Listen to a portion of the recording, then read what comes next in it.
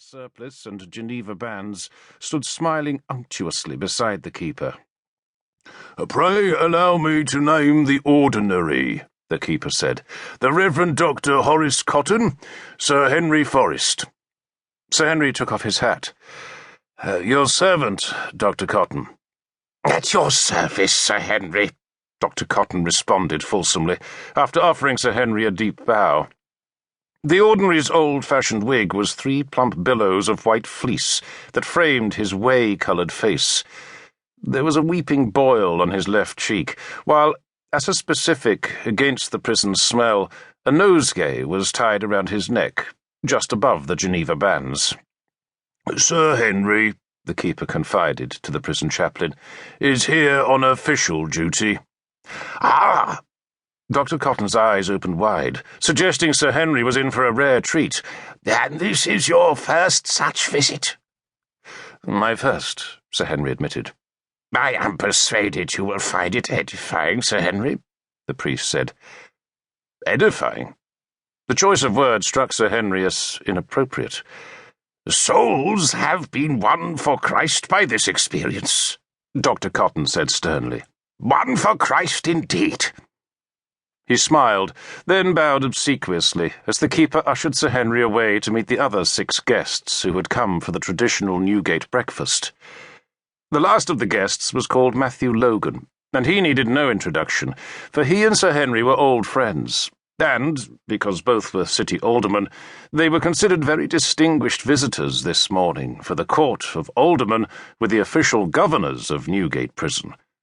The keeper and the ordinary, whose salaries were fixed by the alderman, pressed coffee on the 2 men, but both declined, and Logan took Sir Henry's arm and led him to the hearth, where they could talk privately beside the smouldering embers and smoking ashes.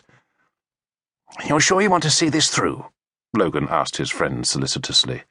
"You look damn pale." Sir Henry was a good-looking man, lean, tall, and straight-backed, with a clever and fastidious face. He was a banker, rich and successful.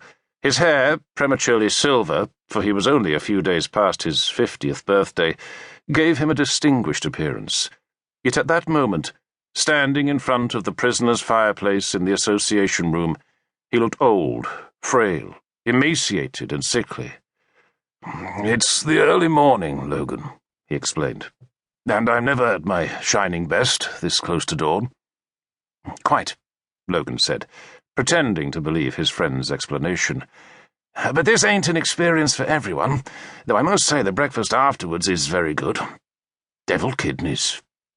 This is probably my 10th or 11th visit, and the breakfast has yet to disappoint me. How is Lady Forrest?" "Florence keeps well, thank you for asking." "And your daughter?" "Eleanor will doubtless survive her troubles," Sir Henry said dryly. "A broken heart has yet to prove fatal." "Except in poets." "Damn poets, Logan," Sir Henry said with a smile. He held his hands towards the remnants of the fire that was waiting to be blown back into life. The prisoners had left their cooking pots and cauldrons stacked about its edges, and a pile of blackened potato peelings was curled in the ashes. "Poor Eleanor," Sir Henry said. "If it was up to me, Logan, I'd let her marry. But Florence won't hear of it, and I suppose she's right." "Mothers usually know best about such things," Logan said airily.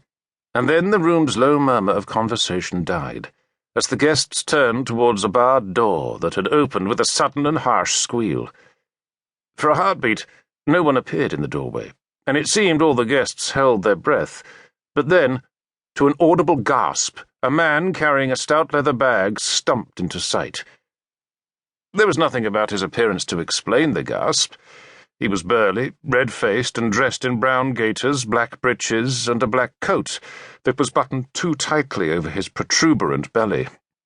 He respectfully pulled off a shabby brown hat when he saw the waiting gentry, but he offered no greeting, and no one in the association room acknowledged his arrival.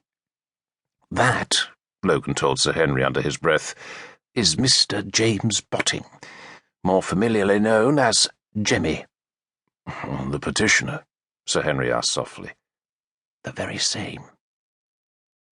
Sir Henry suppressed a shudder, and reminded himself that men should not